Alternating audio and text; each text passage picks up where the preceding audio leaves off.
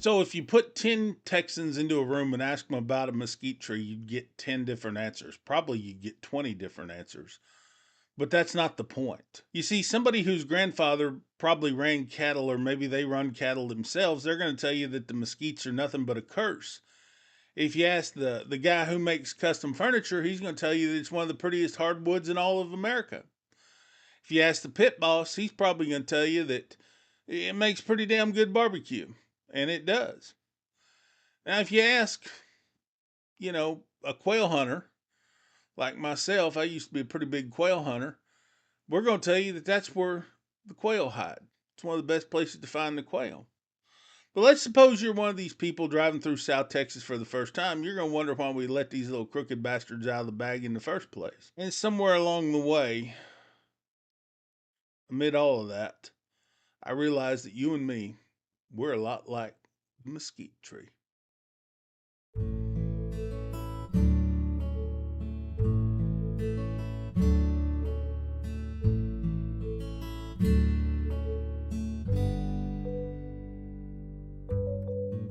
So I want you to think about the history of this mesquite tree, okay?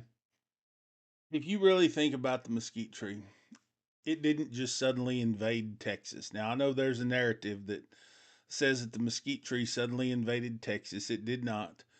It's been here for many thousands of years. Native people depended on this thing. If you read the real anthropology and you read the real history of Texas, you realize that this thing gave the natives, the paleo people, flour. You realize that its gum became medicine. The little shade that it provides actually becomes survival. Its wood became tools for these people. And in more modern eras, you read that the Spanish explorers actually wrote about encountering it. The wildlife, like the quail I mentioned earlier, evolved around it. Now, then cattle comes along and changes everything, and that's not necessarily a bad thing. As these millions of cattle kind of came into Texas and they started spreading the seed pods all over the place, that was just part of life. But before that, it grew along waterways right there along the rivers of alongside the San Antonio River, the Comal River, somewhere like that. But it was here, and the fact that it was here is something unique in and of itself.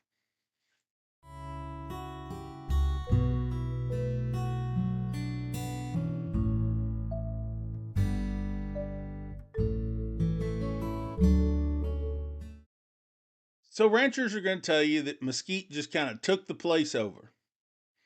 Them old hardheads, they're not lying to you. They're actually telling the truth. But when historians say mesquite's always been here, they're not lying to you either. You see, those two truths can coexist. That alone is a beautiful metaphor for us as people. One interesting thing that I've learned is that people usually want the story, your story, to fit into one single sentence. You're a conservative. You're a liberal. You're from here. You're an out of towner. You're not from here. You're successful. You're difficult. You're this. You're that. Whatever it is. The truth is, guys, life doesn't work that way. And the mesquite tree doesn't really fit into one sentence either. I love this irony, and it's really a unique irony. The very tree that people spend fortunes trying to remove ends up becoming. It becomes the wood that people spend fortunes trying to buy. Old, old mesquite slabs sell for incredible prices, actually. Did you know that? Custom furniture makers treasure the twists and the imperfections in the wood. The scars of that mesquite wood become beauty. And that's an incredible life lesson, you see. Nobody wants the perfectly straight, perfectly rigid mesquite tree. They want the one that's survived through the droughts. They want the one that's lived through the lightning strikes. They want the crooked trunk. They want the twisted grain in the wood.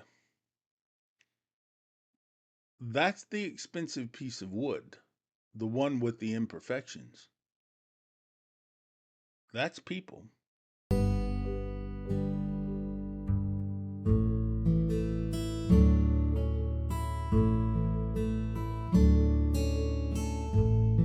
I used to think that belonging used to mean fitting in, getting everyone to understand you, making sure that nobody misunderstood where you come from. But as I've gotten older, I don't think that's what belonging is anymore. I don't. I think belonging is putting your roots down deep enough that misunderstandings just don't move you. That feels earned. That kind of respect feels earned. Maybe that little truth. Maybe that's why I've always felt a fondness and a love for the mesquite tree. It it doesn't always apologize for growing where it grows. It doesn't try to become an oak tree. The mesquite tree doesn't try to become a pecan tree. It survives where other trees quit. The funny thing about the mesquite tree is that almost everyone thinks they know what that mesquite tree is, but nobody really knows. Well, until they spend enough time with it. But once they've spent enough time with it, they discover that the mesquite tree is much older than they thought. It's more useful than they imagined. It's much more complicated than the myths and the stories that people tell about the mesquite tree. Friends, maybe people, maybe we're like that too. Maybe belonging is not just about finding people who understand every chapter of your story. Maybe it's about putting down roots anyway. Maybe it's about standing there through the droughts. Maybe it's about giving you shade when you need it the most, even if it's a very, very little bit. Maybe it's about trusting that someone, somewhere, will see the value in the grain that everybody else has overlooked. Even when people tell you that you don't belong, even when people tell you that you don't fit in, even when people tell you that you're different, maybe the real reality is that's where you belong. Hmm, ain't that interesting?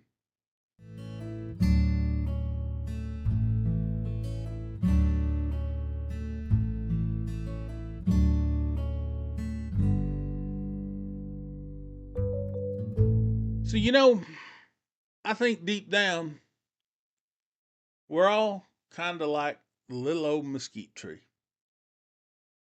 We all have our problems. We all have our narratives that we have to overcome. We all have our life lessons that we need to deal with. But the mesquite tree, she's a beautiful thing.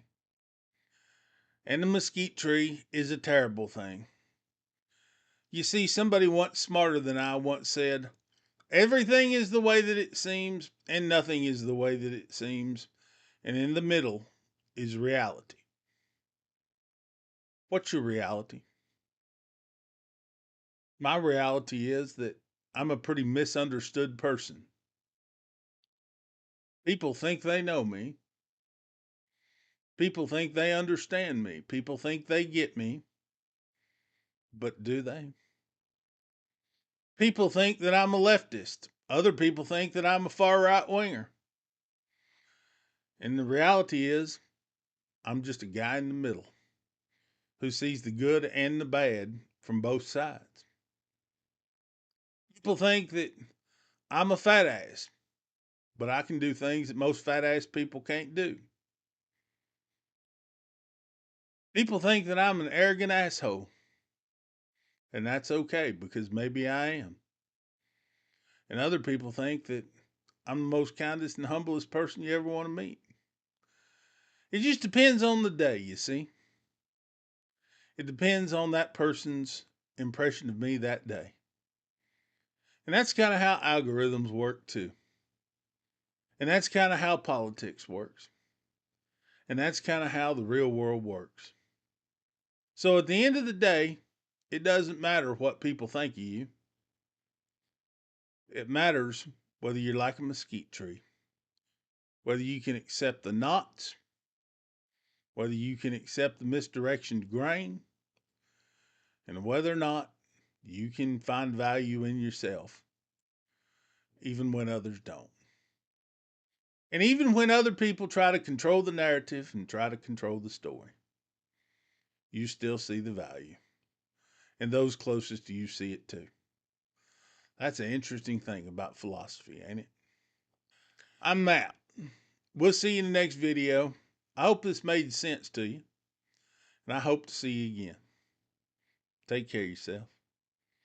We'll see you in a little patch of mesquite tree somewhere.